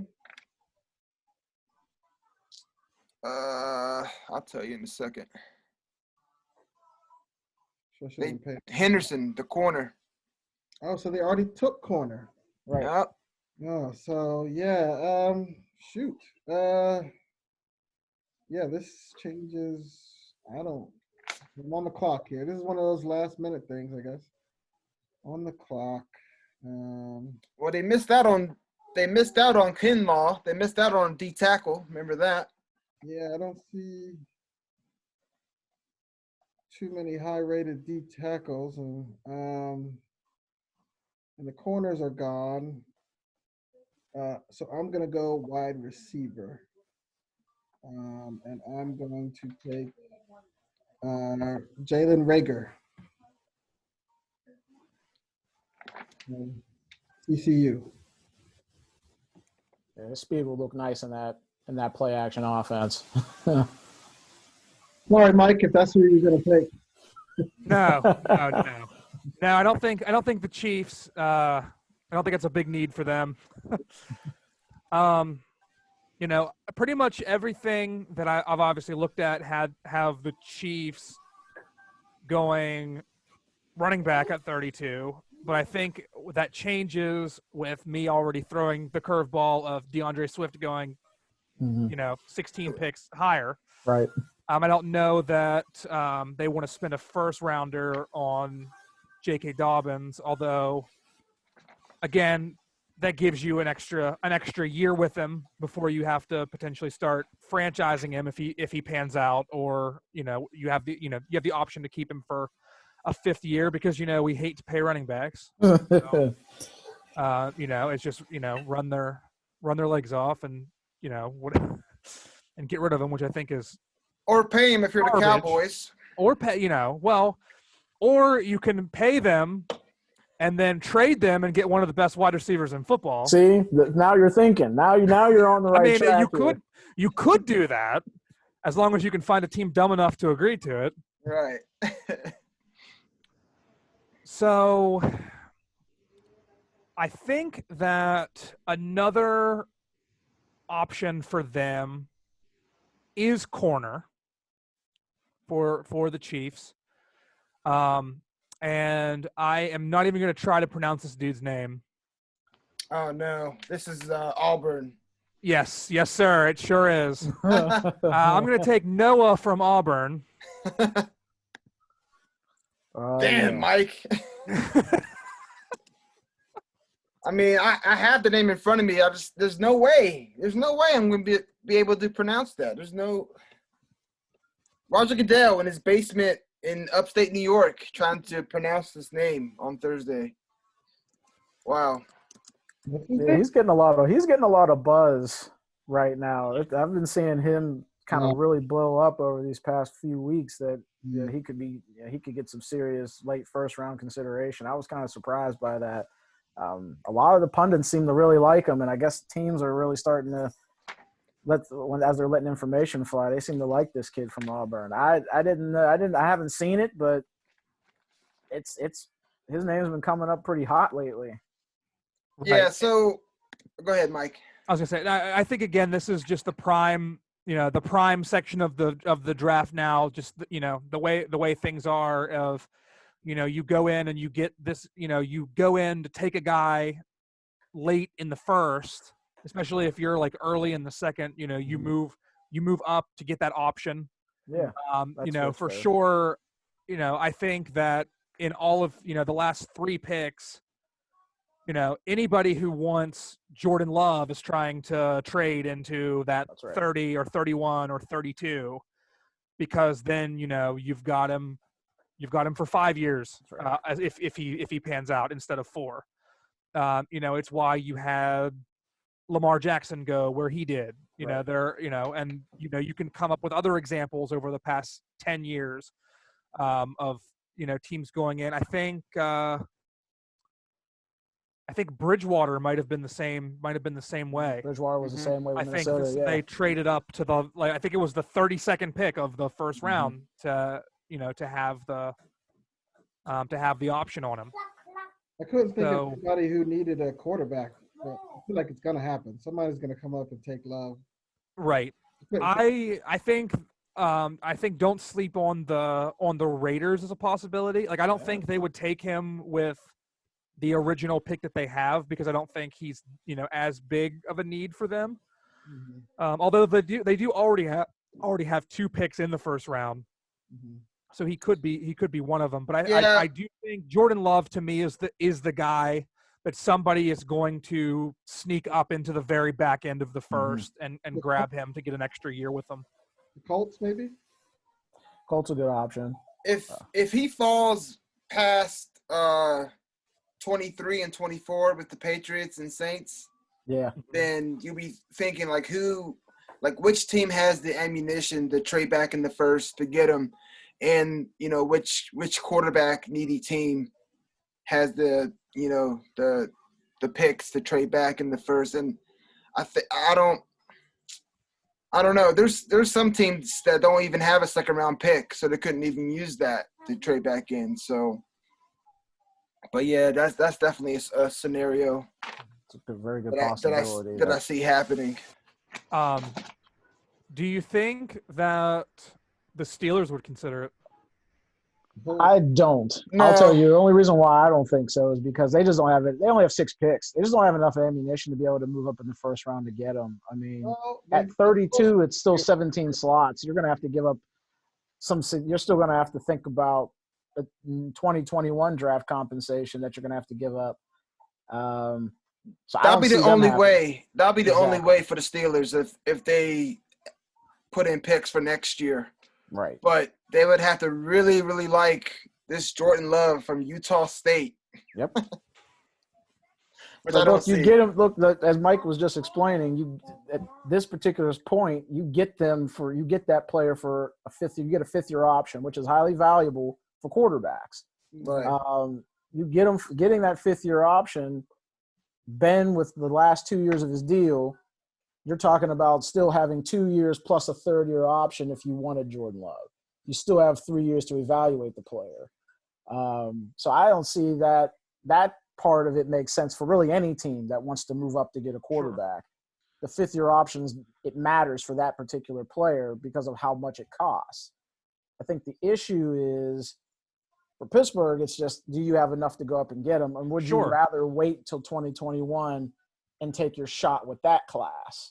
Especially if you're not a big fan of Jordan Love, do you just decide, all right, we'll punt to 2021, which is what I think they'll end up doing. But Jeriah mentioned the Colts, which is a good option.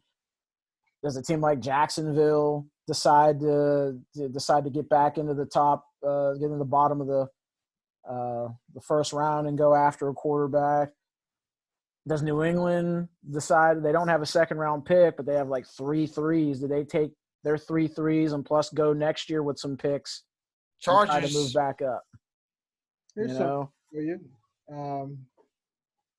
So the Saints got rid of Bridgewater, and the other dude said he wants to be a starter. So hey, the Saints, they literally have one quarterback on their depth chart right now, and I know they have the Taysom Hill guy, like he's a restricted free agent. I don't think he officially signed, or maybe he did sign. I think he did sign. Yeah. But I don't think the Saints are thinking of him as a backup quarterback, but then they have to because they don't have no one else on their roster. Like literally it's Drew Brees, Hill, and nobody else. So they might take Love or trade. In my mock, I have him taking Love straight up, 24. Oh, wow. Straight up. It makes sense for the Saints to just go ahead and take the shot, especially if they realize that New England decides to pass on them. I think those are the 2 teams that if they like Love enough, if he's available at 23 or if you got to move up a few to go get him, then you do it. Especially New Orleans, they've not shied away from trading future first-rounders to move up to get players. They did it with Davenport, Marcus Davenport, a couple years ago. Mm-hmm. So they're not afraid to make those types of moves if it's a player that they really want. They just have to have a good enough feeling about where Drew Brees is going to be over these next couple of years. And if they think someone like Jordan Love they can develop, which I think they'd be easy to be able to develop it. Sean Payton's one of the best in the business. So the 2 years would be plenty of time to really get engrossed in that type of in his offense and really get him over the top there. So I think that's a good move for them if they decide to go that route. It makes sense. If not, there's some teams that have to think about trading back up. Indianapolis still is like blaring in my mind, like what do you decide to do, especially now that they traded their first rounder? What are you going to do beyond the Phillip Rivers 1 year? Unless you're going to take it year by year with Phillip Rivers. Carolina as well. Carolina's another option as well. They're going to blow the whole thing up. They're blowing the whole thing up anyway. Well, they're already committed to Bridgewater. They're not getting Bridgewater on a 1-year deal. He's coming to Carolina on a big contract as well. Yeah. So, Jordan Love, he's a prospect. he's not like a start right away. In Carolina, they drafted a quarterback, not high, but kind of high last year with Will Grier from West Virginia. They're high, they're supposedly high on him, though. I mean, you got to play. So, and new coaching staff. I mean, they have to do a whole new They have to do a full evaluation of what they think of those players. Maybe the head coach knows Will Grier because he played in the same conference, so maybe he has a better understanding of preparing for him. But there's a chance that, you're right, Jamelle. I mean, there's a chance that the new coaching staff could be like, you know what, Will Grier, we just don't like you. Peace. Yeah. I mean, it's a third round pick. It's a little high, but guess what? If you're moving, you're better off moving on from a player that you're not going to roll with anyway, especially at the quarterback position. Yeah.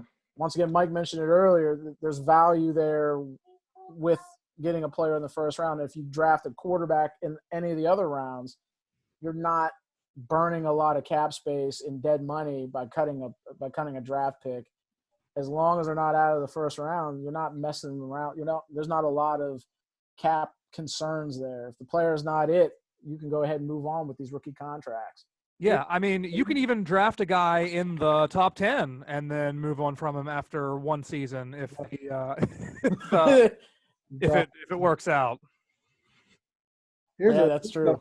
Detroit trading Stafford straight up to Miami, or not to Miami, to we're just trading Stafford straight up for a pick to get Love. It wouldn't surprise me at all if someone like New England is sniffing around the back door in Detroit to see if they would be willing to take the 23rd pick and maybe some other future draft capital to get Stafford. Oh, what a shame that would be. And then Detroit taking Tua. You know what I mean? Like, that's what I don't know what's going to happen, but that's one of those things that you think about is Belichick sniffing around. It's an inside job. Is by he Patricia. Thinking about that? I would hate that. I would hate that because Matt Stafford is good. Yeah, but I don't know. I think isn't he due like a lot of money though? Yeah. That's probably. why I mean, like way more than if you draft a guy. That's true. Right? That's fair. Like the idea that like if they draft Tua, like for the Lions, it makes a ton of sense, right? Because like you draft Tua and his first season, he counts like $2 million against the cap or something like that. Like it's insane. Like you're looking at I remember looking at the rosters and stuff for the playoff teams, like how much cap, and it was like for the Chiefs, it was like oh god, I can't even remember his name now. Chad Henne, counted like twice as much on against the cap as Mahomes did last year, and I was like, you cannot, overstate how much it means to have a good quarterback on a rookie contract. Oh, absolutely. Right. And, it's like it's basically, if you're going to make it to the Super Bowl in this current era, you either have to have a quarterback on a rookie deal or you have to have Tom Brady. So that window for the Cowboys is just starting to close because they did not had our chance with Prescott. Well, only once really, and then now we're about to sign him to like a mega deal. Yeah, I mean, did he even make like $1 million last year? I don't think so. And now you're maybe talking in endorsements. About, like, is it? Yeah, but I mean, like for as far as like cap space and stuff like that. Now, what's like? Isn't his franchise tag like? Isn't it between like 33 and 34 million his cap number for the franchise tag? So I mean, like you think about the players that you can have on your team with that extra $34 million that they now do not have that flexibility to have on their team. So, that's why for me as an Arizona fan, it's like you got to load up now because I think that, after the 5 years, like if they want to hold on to Murray, like, by that point, I think like $200 million contracts for quarterbacks will be the norm because it inflates and inflates and inflates. Not that I think that he's, better than all these guys before him. It's just, the market the market increases each time. Right. Like, I think, Mahomes is going to get $200 million, and then it's like the next guy that gets paid has to get more, even though he's not better than Mahomes. It's just Right. that's just how it works, right? So it's just like you're going to have, Kyler Murray at some point is probably going to be making like $40 million a season, and at that point you can't build around It's players. kind of like dealing with children. It's like, well, that quarterback got $35 million. Right. That's right. Right. It's like So Derek Dak Carr Prescott is talking to Jerry Jones like, well, Jared Goff got that much. Like, what the heck? Right. And it's like, well, I would rather have Dak than Jared Goff. So if Jared Goff's making $36 million, I guess Dak needs to make $37 million. Exactly. So it's almost like the real way to go is to, work with quarterbacks almost the same way that you do with running backs, right? Like you get a guy for 5 years and then you just let him go, let somebody else pay him huge money, and then just start over. But it's a little bit different with quarterbacks because of what they mean to the offense comparatively, and Right. scheme fit's a lot more important. But like I wouldn't be surprised in the next 5 to 10 years to see a team try to take that approach. That they take a guy in the first round, he's like good enough to get them to the Super Bowl, but he's not like a generational talent. Like what if the Rams would have just said like, Jared Goff just took us to the Super Bowl, but like we think we're better off just taking a new guy in the first round and investing that money elsewhere in the team, compared to now it's just like we're multiplying our QB salary by like 15, almost 20 times what it was just a year ago. And I think we might see that in the future, Mike, because with the roster increase and with more games and more again with the roster increase, I think that might be a future that might come to be true. It's also, I think, it's a much more QB friendly league than it used to be too. That you don't have to have the elite guy necessarily. Jeriah, you can bounce. Okay. If you need to, we can keep going or whatever you guys want to do. Gotta make dinner. All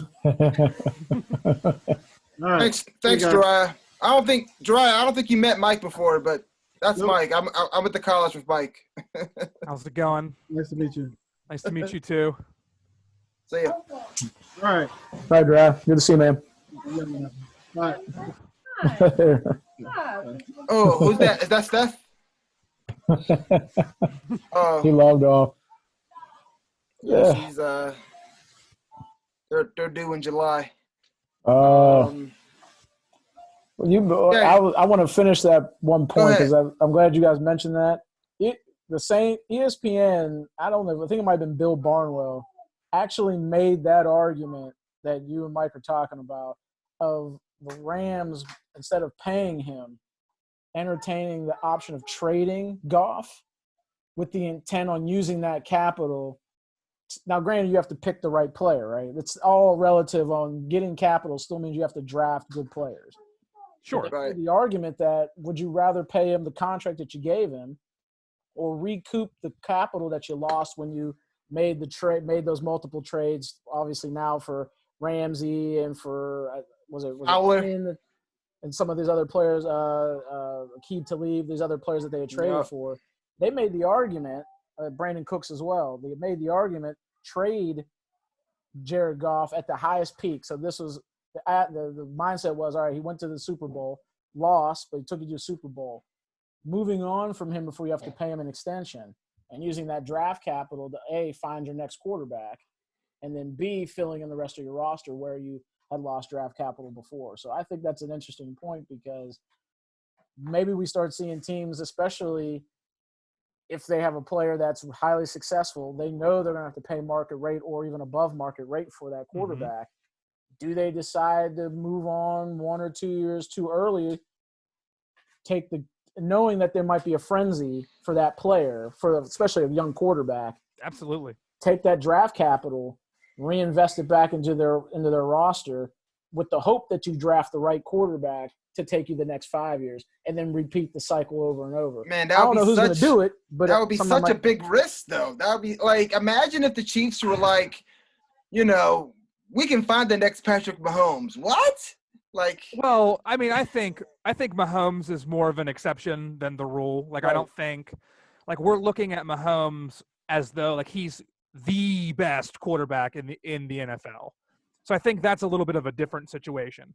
Like, I don't think people were, you know, even slotting Jared Goff in the top 5 quarterbacks in the league. And it was just one of those things, like, you were going to pay him because his time was coming, not because he earned that much money. So, I mean, you argue, like, it's just one of those things, like, well, even if Jared Goff is better than, let's say, like, Jordan Love as an example, like, is he $34 million a year better than Jordan Love? And I think the answer is no almost every time. Right. Absolutely. With these guys 100%. that are like bubble, bubble whatever. You know, I think Mahomes in the 2 seasons that he has actually actively played, like, you know, he appears to be generational. So I think that he's a guy that you pay no matter what. But you know, when I'm like trying to think of like a guy that, you know, got drafted recently. Like, let's say, you know, like when I mean, yeah, I mean, it's an we're going to pay him. We're going to pay him. It's an interesting situation with Dak because, I mean, he has been tremendously undervalued for, you know, his entire rookie contract because they were able to get him with such a low pick. But like at this point, even somebody like a Baker Mayfield, for example, like after the first year, you know, you were just like, well, you know, this guy's good. Like he could turn this whole team around. And, you know, they were the offseason champs last year and all that stuff. And then, you know, like the way that he played last season, like, would it really make sense after his contract is up to get him this like $40 million a year deal? No, absolutely not. I mean, the Browns would have to literally win the Super Bowl. They would have to literally, and you know, there's a lot of guys like that. You know, the guy in Buffalo, Allen, and that's Donald in New York. Another great example. Sam Darnold. Like, you know, a lot of these quarterbacks are going to keep Sam Darnold after his 5th-year option. Like, they're going to have to pay so much money that it's just like, you know, it's one of those things. Like, well, you take a guy that isn't necessarily like, it's not even the risk that the guy is better. It's like, you can even say, like, this guy doesn't have to be better, but it's a matter of that's, you know, $30+ million a year that I can shore up my offensive line, or I can get him another weapon to throw to or hand the ball to, or a defensive guy to help out. You know, like the Rams had, you know, they had Sue, they had, you know, they were the year that they went to the Super Bowl, like they were a loaded team. Right. You know, it to me, it wasn't Goff that got them there. It was the assets that they surrounded him with, you know, with the money that they saved by having a QB on a rookie deal. Yeah, 100%. Yeah, I agree with that, 100%.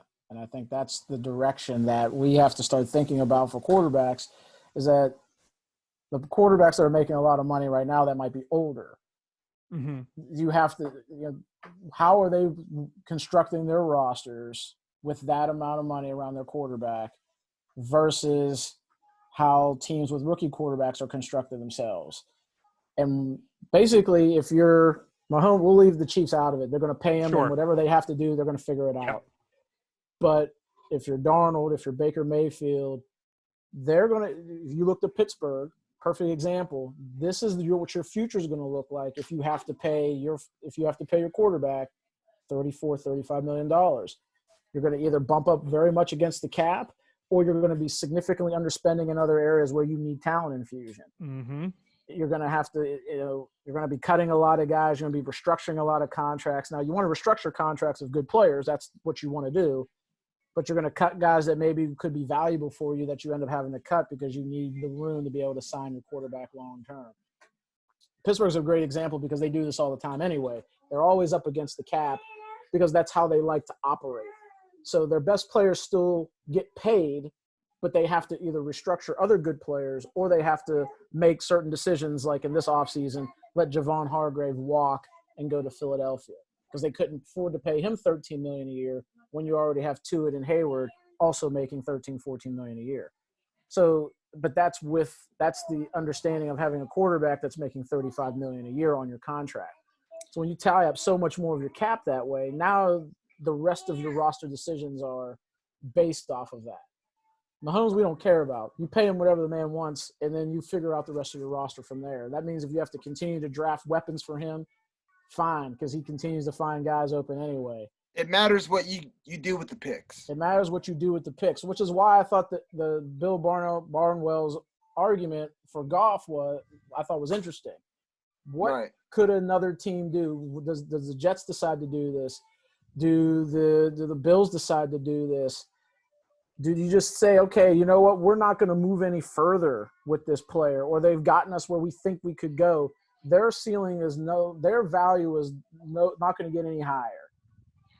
What can we recoup asset-wise for it and start the process over? Like Elias, you said, it's a risk. It's a big risk. It's a big risk. But if you're not sure, or if you're still if you try to wait to year 4 or the 5th year option to figure it out, sometimes you end up finding out really late and you end up being the Baltimore Ravens of the Joe Flacco era where you go to the Super Bowl, win a Super Bowl, and now you bend the team over and you basically say, this is my number, you need to meet it. And then not only did they meet the number, they end up having to restructure his contract multiple times, give him an extension once in order to reduce his cap hit because they were trying to figure out the rest of the roster. Do you end up making those types of big decisions with mediocre players versus doing it with great players like we know Patrick Mahomes is? And that's where I think the quarterback question is going to come in. That's why they were unable to, re-sign players like C.J. Mosley. That's right. Massive cap hits. So do you guys want to keep going? I mean, there was a lot of guys on this list I made that did not get selected that I did not. Oh man, I did not get to talk about. I was just I was clawing for at the end there. I honestly I don't know how far I could go at this point. Yeah, I like Gross Matos. I like Gladamore from Oklahoma. Is he the he's the guy with the nickname, the Canadian Bulldozer or something? Yeah, I like him. I like this. I mean, I don't really like the safeties. I like Delpit. I like Delpit. Yeah, I think McKinney probably, is a guy that's probably coming off the board soon. Just kind of scrolling down through, like what I'm looking at. Yeah, I've seen many people say, I've seen many people link Dallas to Xavier McKinney, and for the record, I don't want that to happen. But if it did, he's kind of a player. Like, he's not terrible, but I don't think he's great either. But there's defensive tackle wise, there's just it depends on what you're looking for. Like Gallimore is going to come off pretty soon. Gross Matos will come off pretty soon. Don't be surprised if someone like Justin Matabuke coming off the board soon. It's another defensive tackle that I know a lot of people are highly fond of. I think he's a Texas A&M kid out of Texas A&M. Ross Blaylock, another D tackle out of TCU that I think is getting a lot of pub as well. Don't know if he's on your list or not. I like him. I'll say interior this: offensive line, maybe. If Dallas doesn't get a pass rusher at 17 in the second round, I guarantee it. I'll bet on it. Curtis Weaver, Boise State. Mm-hmm. because Dallas loves their Boise State players. I don't know why, but we get a guy from Boise every year, and either it works out or it doesn't. But remember that name, Curtis Weather. They always seem to churn out good players every year, Boise State. So you can never be surprised. They got a pretty solid program up there. So you want to know who I mocked to the Steelers? I'll tell you before everyone else knows. Oh, I get the inside scoop. No, I mean really, I was just sources say Steelers are taking. I think if the Steelers were doing what I'm doing and like just going through lists and be like, oh, who's this guy? People see Marlon Davison to think, okay, this is the guy that he's good because he played next to Derrick Brown. And I read about him, and they're like, oh, this guy looks like a Baltimore Raven. Mm-hmm. And I'm like, well, why wouldn't the Steelers take him? Right. Like, they run a 3-4. They can thrive with a defensive end at 300-plus pounds. Yeah. And then I watched the highlights, and this dude's killing it, So yeah. I'm like, yo, if he's on the clock for, what the Steelers have, 48? 49. 49? Yep. That'll be a win for you guys, I think. And take it from a guy that hates the Steelers. That'll be a win for Pittsburgh. So Kuiper has them taking Jalen Hurts. Yeah, I saw that. I guess that's a big inspiration for me asking the Jordan Love question. Yeah. Right. Of just like, well, if you truly think that they're going to spend their first pick on a QB, which, you may or may not think that, but, again, would they at least consider trying to, move up the 17 or more spots? Right. But like you said, the assets to get there. And I think that if they don't do well this season, obviously, I think there are two very good QBs that they could get in the top half of the first round next year. Right. So I don't necessarily think that it would be a good move to spend their already limited assets to get a QB. Yeah. Nah. Yeah, I agree. I don't know what these national people are thinking. I don't know what they're thinking. I think they're locked into their QB room for 2020. And I think 2021 is the year where I told my dad this before. If you need a quarterback in any draft, I don't care who you are. If you need a quarterback and you love somebody in that first round, go get your guy.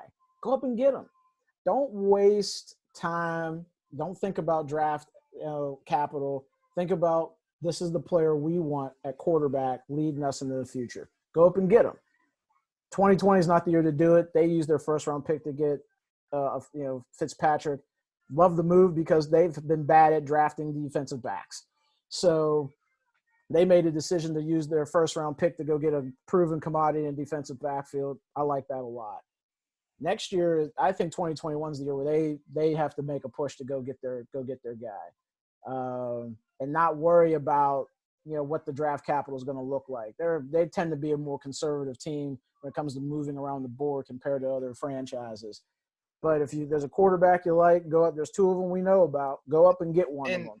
That's why I think Miami's going to make that move with Detroit on Thursday. They have the draft. They have 3 first-round picks. I don't think they're going to keep them. I think they'll move up and they'll take Tua with the 3rd overall pick.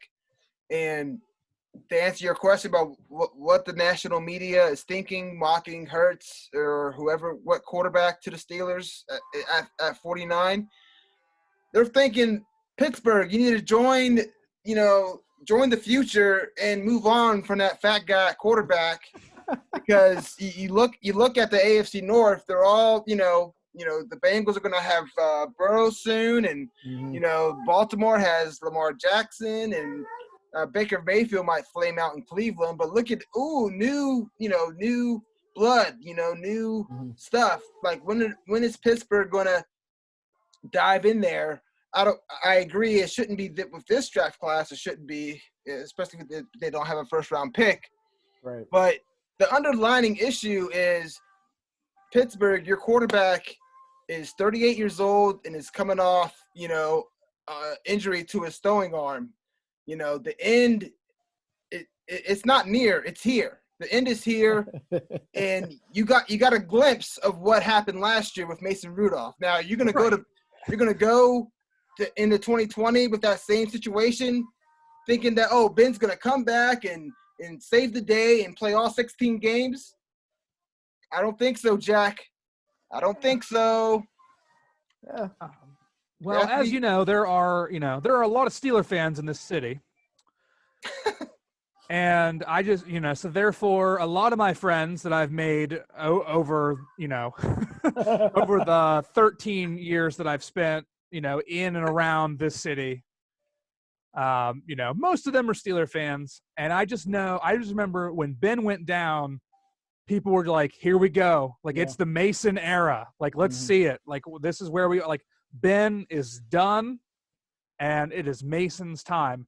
So it's honestly amusing to me to a certain standpoint to see the extent that we have 180'd as a city, to be we have like 2 or 3 more years of Ben. Like he's like, we're back here, like, because as far as most of the fan base was concerned, like he was washed. Like, he goes down. It's the end of his career, and now he's going to throw for savior. He's the savior. 4,000 yards next year, no doubt. So it is really funny to see the amount of backtracking that there's been. Oh yeah, no pun intended. But and I'm not saying that it's not possible. It is possible. Ben Roethlisberger, threw for a lot of yards in 2018. So. It's not impossible, but Father Time is undefeated, except for Tom Brady. Yeah, that's your Tom Brady, I guess. But and let's not and pretend he's not looking so Brady great. Hasn't regressed too, right? Now I think that he is due for a serious bounce back with the weapons that he has and the offense that he is in. Man, you know what? I am by myself on this, and I'm going to ride into the season being by myself on this. I think Tom Brady in Tampa Bay is going to be a disaster. I think they're not going to be able to protect him. Those pass rushers are going to get after him, and Bill Belichick is going to be over there in the hill in Foxborough laughing as the Patriots win another division title. Who knows who at quarterback? So you would go. So you believe that the Patriots will have more wins this year than Tampa? I'm not going to go that strong, but I would say that New England's not going to fall off the face of the earth. They'll be in contention, maybe because the AFC East just isn't that good. But I just think people are like I saw the story about the Vegas odds for Tampa. And I just think it's, their offense looks nice on paper. I mean, that's true. But Tom Brady is still old. He still needs protection. He still needs a running game. And New England's defense was really good in 2019. You think Tampa Bay's defense is equipped to be that, that good? I'm not sure about that. Right. I can see that. I mean, now I will say, like, I think the Patriots' offense was horrendous, and there is no question. It's it is, I think, an understatement to think that there are better weapons for him in Tampa. I mean, you've got Mike Evans and Chris Godwin might both be close to being top 5 receivers. Or just outside of that top. I think they're both in the top 10. They're pretty good. Yeah. I think that as long as Brady can throw the deep ball still, he never really had to very much in the offense. I mean, he hasn't really had to throw too many deep balls since Randy Moss was there. No. but we'll see. I mean, I all also about- don't think he's ever had, this is the best set of receivers that I think he's had since they went 16-0. Since Randy Moss, yeah. Moss Absolutely. and Welker and like Dante Stallworth is like the fourth guy. But then again, in that season, New England's defense was no slouch. They weren't bad. Right. So I think Tampa still has an uphill battle. Maybe they can, add someone in the draft defensively that can help them. They had one of the worst secondaries in the league last year. Tom Brady's he's going to be in a lot of shootouts. It's a great division too. It's the most competitive. Like he's never been in a division that competitive. Like he has to play the Saints twice. And I think the Falcons defense was laughably bad last year, but they're an elite offense. Yeah. They're only a few years removed from the Super Bowl, from, playing in the Super Bowl. We don't, we know how it worked out. It's against Tom Brady specifically. Right. The Panthers at one point looked like they were well on their way to a playoff spot last year. But prior to the wheels completely falling off with Kyle Allen. Mm-hmm. I think you could reasonably say he's joining the worst team in that division. It wouldn't be a complete stretch. I don't think they're going to be terrible. I don't think it's going to be, judging on what people are saying right now, they're definitely going to win 12 games. They're definitely going to do this and that. I think that I can't commit to that at all. No, I'm not. And I agree. Yeah. I don't think you can look at that and think 12 wins, but they're probably going to win 9 or 10 games and which is probably maybe the right compete.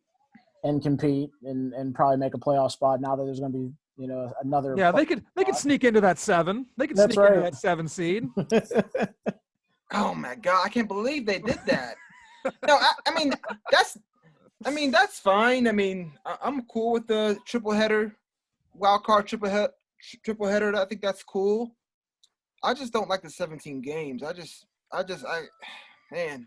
Well, to me, I would have fought. It was such a perfect schedule. Yeah. It's now have they given any sort of indication as to how they're determining what that 17th game is? I've heard nothing. Because it was so formulaic and perfect. The moment the season ends, who your 16 games are against. That's right. Who's home and who's away. You just don't know what order you're playing them in. And now, does everybody play internationally? Which is, I have a feeling that's where we're going. Where your one neutral site game is now an international game. Do you play a rivalry game? I don't know. Does the Steelers play the Eagles in Hershey, PA somewhere? I don't know. There's only been rumors so far. Exactly. And even but the thing is, if you pick a rival team, you can't even get a perfect schedule out of it, because then if you do the Pennsylvania thing, right? The Steelers and Eagles. Well, then what about the seasons where the AFC North plays the NFC East? Exactly. Now you have an extra game to fill because the Steelers are playing the Eagles as part of that. They'll play them twice. So home and home, baby. See, that's the stuff that they don't. That's the stuff that they haven't told us about. And I think covering the sport, how does anybody that follows the sport ever going to know what that 17th game is going to be like? And the wrench that it threw into what I thought was perfect scheduling, it's garbage. Yeah. The extra playoff game, it's okay. What does it what does it hurt to a certain extent? It's kind of interesting the things that you can that can happen now with a seventh team. mm-hmm. You could have if it all if that 7 seed goes on a run, now you can be the 4 seed and basically have home field advantage through the whole playoffs, because a 2 or a 3 like loses in the first round, and now all of a sudden like you're just like climbing that ladder. Yeah. Right. And like you're not, you can have the 4 seed and not play like a single away game now. Yeah. There's a lot of interesting stuff that can happen. And it's not like the teams that have just narrowly missed the playoffs, in recent years have been like that much worse.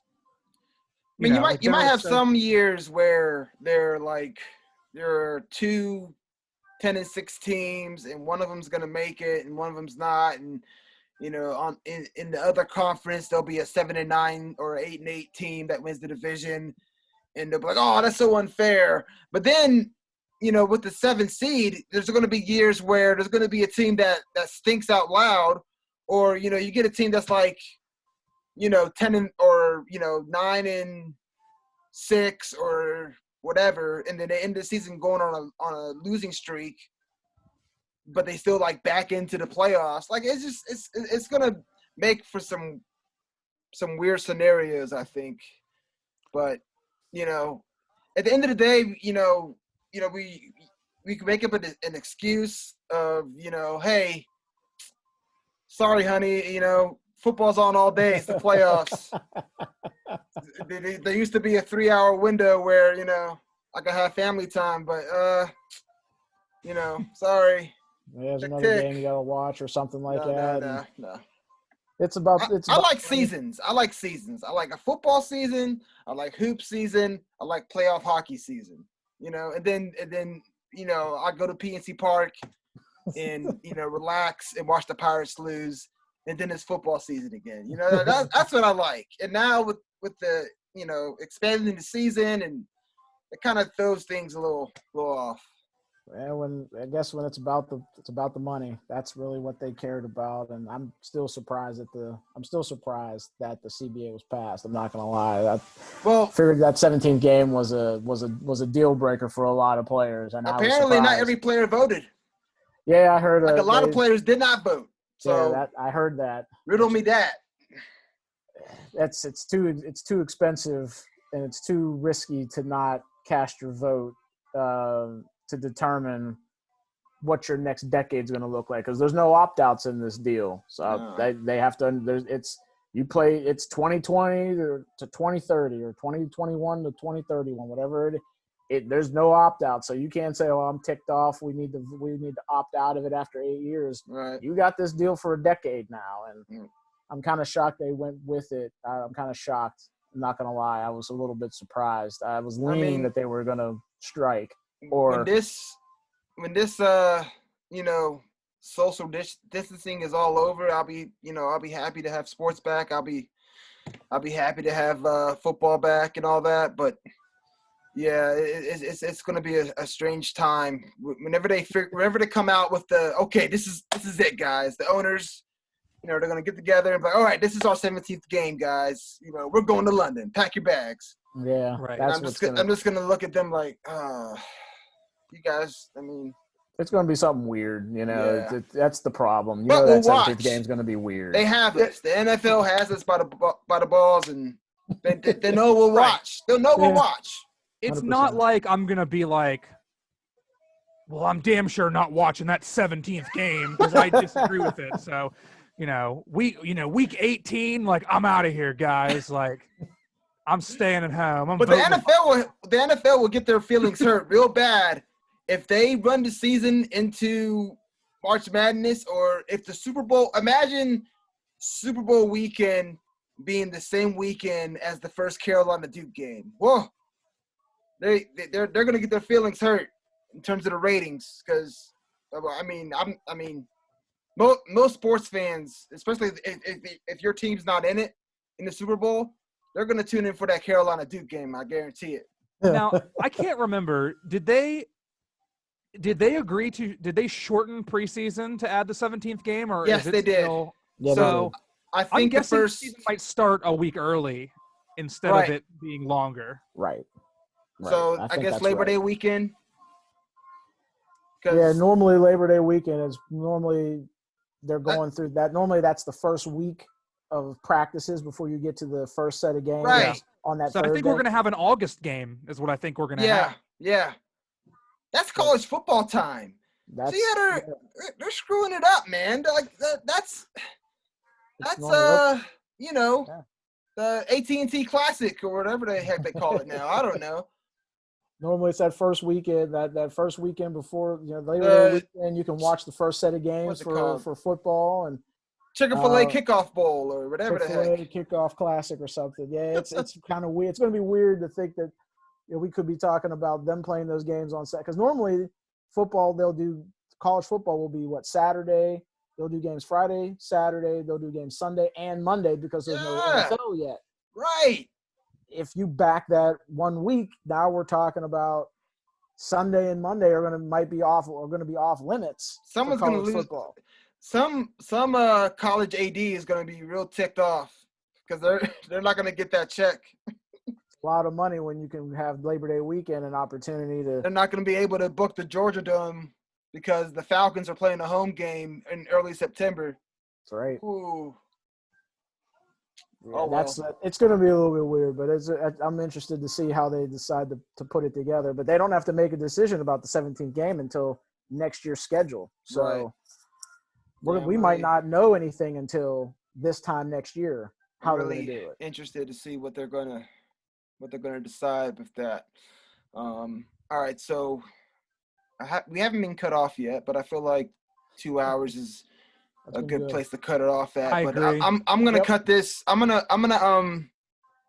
put this on my YouTube channel, which I never use, and I'll have the draft order posted there too, and I'll do that. And appreciate it. I don't know. This has just been another episode of Loudmouth Snooks that I coax you guys to be in. Thank you. But seriously, thanks, Mike, for reaching out. I appreciate it. Oh, absolutely. And Jamelle, thanks again. Absolutely. You guys are great. Fun.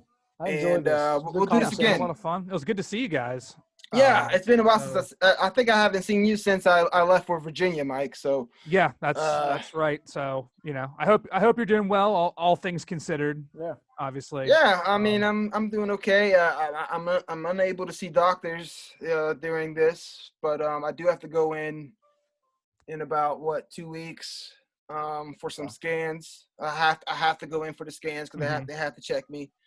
But they told me that everything in terms of my treatment, in terms of talking to doctors, is going to be over the phone. So until they change that, but I do have to go in for scans in about 2 weeks. But I'm doing okay. Good. I'm doing okay. Good to hear. Yeah, absolutely. Thanks. But thank you guys for doing this. Yeah, of course. And I'm gonna post this eventually. I think it saves automatically. I never done this before. But I'm going to advertise my website. Tomorrow I'm posting my mock draft. I did 3 rounds. The website is Elias McMillan blog.wordpress.com. And this was fun, guys. Thanks for doing this. Yeah, appreciate you having me. I hope this saves. I'm going to hit a button and it's going to delete everything. No. All right, guys. Take care. Yeah. Thanks, guys. Have a good one, guys. Have a good one. Care. Say hi to Sharon.